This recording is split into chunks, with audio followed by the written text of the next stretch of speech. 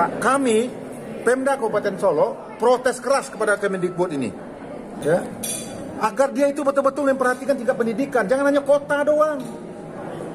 Makanya saya juga bingung nih backgroundnya Menteri Pendidikan kita ini apa? Ya, kalau nggak salah itu apa ya, pedagang atau apa dia itu ini? Ya.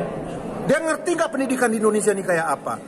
Indonesia bukan hanya Jakarta, bukan hanya Bandung, bukan hanya Surabaya. Indonesia itu Sabang sampai Merauke, banyak daerah-daerah luar. Itu harus diperhatikan oleh mereka semua.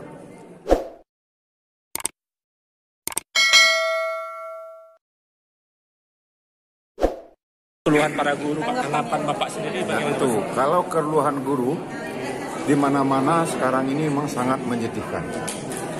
Saya sebagai bupati merasa prihatin. Tetapi saya bertekad, kalau itu memang kewenangan saya akan usahakan semaksimal mungkin. Kewenangan saya, permintaan mereka rehab sekolah, pagar sekolah, dan juga komputer dan lain-lain, itu adalah kewenangan saya. Insya Allah secepatnya akan saya penuhi. Cuma saya sedih ada satu, dan ini merupakan sebuah prinsip, dan itu tidak bisa saya tolong. Apa itu? Permintaan penambahan guru. Dan saya terus terang, saya bupati sangat sedih sekali. Seolah-olah nggak ada kepedulian bagi pemerintah. Coba dibayangkan, sebuah sekolah SD, muridnya hampir 300-400 orang. Pegawai negerinya cuma 2 orang. Bahkan ada salah satu sekolah, TU-nya nggak ada. Kepala sekolah ngerangkap TU. Guru matematik cuma ada 1, guru lainnya nggak ada. Saya jadi bingung ya, gimana cara mau meningkatkan pendidikan? Guru honor, berapa cuma gaji guru honor? Dan sekarang moratorium tidak ada penambahan guru. P3K pun ada lagi banyak syarat-syaratnya. Sekolah induk lah yang bla bla bla. Kita di desa ini nggak ada yang sekolah induk. Sekarang itu cuma 1 atau 2. Sekarang kita terpencar. Solo ini daerahnya turun naik, banyak daerah terisolir. Nah sekarang dapat laporan lagi dari guru, coba bayangkan di Lubuk Tareh, di Gerabak Data, berapa terpencilnya mereka. Mereka nggak bisa langsung ke ibu kota, kecuali memutar dulu ke kabupaten lain.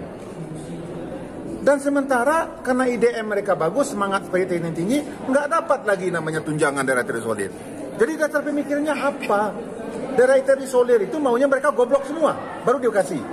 Harusnya kalau dia terisolir dan dia memang bagus, tambah dikasih. Ini malah dihapuskan tunjangannya. Saya sebagai bupati ini protes ini pada Mendikbud ini. Ya, harusnya dia turun. Apalagi kata Bu Atari tadi, nota DPR. Ini menterinya nggak pernah datang rapat. Pak, kami Pemda Kabupaten Solo protes keras kepada Kemendikbud ini.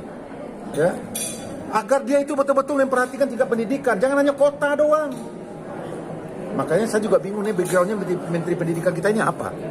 Ya, kalau nggak salah itu apa ya, pedagang atau apa dia itu ini? Ya. Dia ngerti nggak pendidikan di Indonesia ini kayak apa? Indonesia bukan hanya Jakarta, bukan hanya Bandung, bukan hanya Surabaya. Indonesia itu Sabang sampai Merauke, banyak daerah-daerah luar. Itu harus diperhatikan oleh mereka semua. Kalau boleh dihitung, kekurangan yang guru yang layak yang ada di Kabupaten Solo ini paling banyak hanya 20% dari seharusnya ada. 80% itu kita membutuhkan guru. Bapak mendengar tadi, satu sekolah muridnya 400 orang, PNS-nya cuma 6-5 orang. Sedangkan kelasnya ada sampai 18. Nah bagaimana kita mau meningkatkan pendidikan? Padahal ya, kemajuan sebuah bangsa tergantung kepada tingkat pendidikan daripada anak bangsa itu sendiri. Langkah-langkah apa Pak? Saya langkahnya seperti yang saya bilang, kalau itu memang kewajiban saya yang bisa saya lakukan, sepenuhnya akan saya penuhi. Kalau itu adalah kewenangan pusat, saya hanya bisa bersurat. Mungkin kami akan buat surat terbuka kepada Pak Presiden, ya, agar betul-betul memperhatikan Kementerian Pendidikan ini. Agar kalau bisa dia turun dong ke provinsi, dilihat di daerah-daerah seperti ini. Jangan hanya Jakarta doang. Itu harapan saya. Tapi nanti kami akan bikin semacam analisa. Kami kumpulkan lagi tokoh-tokoh, tokoh pendidik, pengamat, dan kami bikin FGD. Ya, lalu berdasarkan hasil FGD itu kami akan usulkan kepada Pak Presiden. Saya yakin Pak Presiden ini orangnya sangat care dengan rakyat. Kalau seperti kata Bu Atari tadi, kalau guru-guru ini semuanya di Facebooknya dimasukkan perjalanan dia dari Solo mengajar sampai ke Lubuk Tare, dilihat kredi perjalanannya, diviralkan di Facebooknya dia, lalu viral semuanya dan didengar oleh yang terhormat Pak Jokowi. Yakin saya Pak Jokowi pasti akan turun ke Sumatera Barat ini, memperhatikan guru-guru ini semua. Makanya sekarang ini media sosial itu, kawan-kawan media saya mohon bantuan, tolong diviralkan ini. Dari kawan-kawan tadi itu, Solo membutuhkan sangat-sangat guru-guru yang potensi. Tidak bisa hanya dilepaskan kepada hanya honorer saja. Honorer dengan cuma dapat gaji 600.000, 500.000. Perjalanan mereka itu 20 kilo. Apalagi guru-guru yang ada di daerah terisolir. Tadi ada di Lubuk Rasam. Coba bayangkan di Lubuk Rasam itu jalan kaki. Nggak bisa naik kendaraan mereka. Nggak dapat juga dia tunjangan. Tigolurah, Garabat Data, Lubuk Tare, si Manau, si Rukam, si Miso, Ayelu.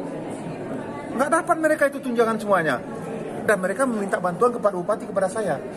Apa yang bisa saya lakukan? Ini di luar kewenangan saya. Kalau pemerataan guru gimana? Gimana mau diratakan di tempat yang ada ini aja nggak ada, kita mau pindahkan bagaimana? Bagaimana kita mau meratakan guru tema yang kurang? Makanya saya mohon kawan-kawan, tolong diviralkan dan mudah-mudahan didengar oleh Pak Presiden kita. Saya yakin Pak Presiden ini orangnya care. Ya, beliau ini perhatian dengan rakyatnya. Cuma beliau nggak dapat informasi dari Menteri Pendidikan ini seperti ini. Dan kebijakan-kebijakan dilakukan oleh Menteri Pendidikan ini saat ini tidak memihak kepada rakyat kecil. Ya, itu yang kita harapkan. Pak, untuk alokasi dana pendidikan kita sendiri di Kabupaten Solo, kita maksimal. Alokasi pendidikan kita maksimal. Makanya setiap kunjungan saya ke daerah, kalau seandainya ada keluhan di guru-guru itu yang saya langsung. Makanya kawan-kawan, coba ikutin saya sekali-sekali. Saya ke daerah itu bukan hanya gagah-gagahan. Saya minta semuanya mengusulkan apa yang menjadi kebutuhan masyarakat di daerah itu.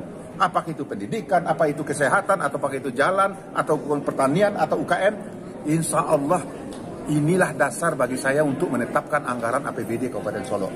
Saya jamin semua anggaran APBD ini adalah berasalkan dari apa yang dibutuhkan oleh rakyat. Tidak ada yang naik di jalan, tidak ada yang kebutuhan berdasarkan pejabat. Nanti kawan-kawan media bisa baca semua struktur APBD kami. Boleh dicek, kami akan transparankan semua postur APBD Kabupaten Solo kayak apa. Tidak ada satupun proyek mercusuar yang ada di Kabupaten Solo. Yang gede-gede, yang di atas 500 juta, 1 miliar itu hanya DAK.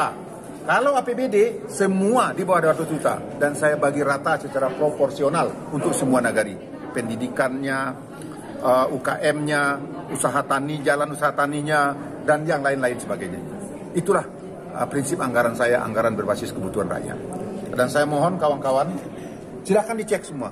Nanti akan kami bagikan postur anggaran APBD, transparan. Setiap sen duit APBD ada di sana semua. Kawan-kawan bisa mengkritisi semuanya. Dan kalau boleh, siapapun yang dapat tender itu tolong diawasin mereka. Karena saya nggak punya kepentingan, siapapun yang kerja saya nggak kenal dengan mereka semua. Ya, silakan kawan-kawan cek semua. Kalau ada yang janggal, laporkan. Ya, karena ini adalah duit kita semua. Jadi saya minta kawan-kawan ikut membantu kami untuk mengawasin ini semua. Ya, saya rasa itu yang dapat saya sampaikan. Terima kasih.